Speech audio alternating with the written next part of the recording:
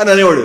ఆయన విగ్రహాలు మొన్నటిదాకా పెడితే ఇప్పుడు సడన్ గా ఆయన పేరు కూడా తీయడం మానేశారు. వేషాలు అసహ్యకరమైనటువంటి విధానాలు మీవి.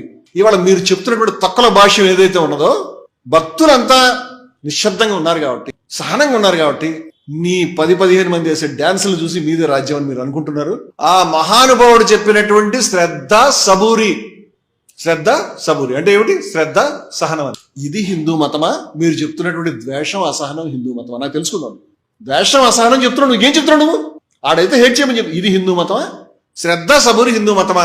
నువ్వు చెప్తున్నటువంటి అసమానత్వము, నువ్వు చెప్తున్నటువంటి విద్వేషము, నువ్వు చెప్తున్నటువంటి ఏది వాడిని వీడిని కొట్టాలి, ఇది హిందూ మతమా?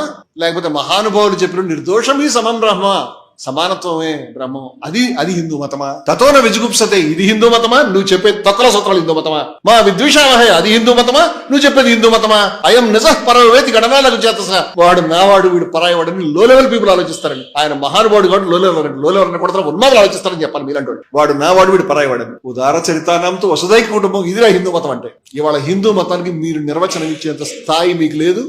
షిరిడి సాయి గురించి వ్యాఖ్యానించే స్థాయి బొత్తిగా అసలు లేదు. ఆయన గురించి వింటున్నారు కదా అని మీరు నోటికి వచ్చినట్టు మాట్లాడుతూ ఉన్నారు.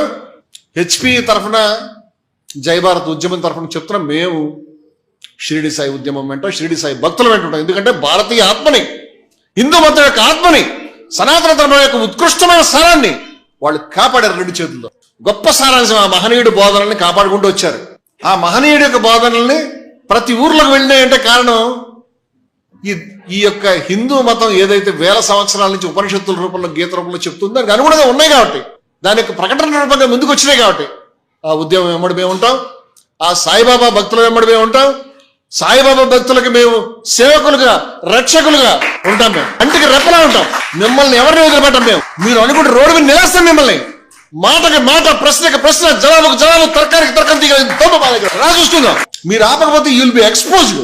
నువ్వు ఎందుకు పనికిరాడివి, నీకేం చేత కాదు అని చెప్తాం. అది నిరూపిస్తాం ప్రజలందరి చేత. లక్షల మంది ప్రతి గల్లీకి పోయి చూడు, లక్షల మంది భక్తులు ఎవరైతే ఉన్నారో, కోట్ల మంది భక్తులు ఎవరైతే అంతర్జాతీయంగా ఉన్నారండి, అందరి వాణి వినిపిస్తాం. దెయ్యం అంటావా? ఏది పడితే అది మాట్లాడతావా? మా పూజా గృహంలో మా విగ్రహాలు ఎక్కడ ఉండాలి నువ్వు చెప్తావా? నీ ఆర్డర్ కావాలా మాకు? నువ్వు హిందూ మతంలో ఏది ఎక్కడ ఉండాలో చెప్పేంత పెద్దవాడు అయిపోయావా? సచరిత్ర అర్థమైందా నీకు? అసలు దాన్ని చదువుకునే స్థాయి ఉందా?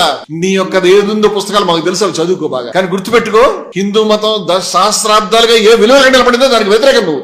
అందుచేత ఇవాళ ఒకళ్ళ తర్వాత ఒకళ్ళని హిందూ మతంలో ప్రధానమైనటువంటి శాఖలకు నేను విజ్ఞప్తి చేస్తా ఉన్నాను. షిరిడి సాయిని మీద జరుగుతుందని చూడకండి మీరు. ఎందుకంటే బ్రహ్మకుమారుల మీదకి వచ్చారు. ఏమి ప్రపంచంలో 140 దేశాలకు మహిళలు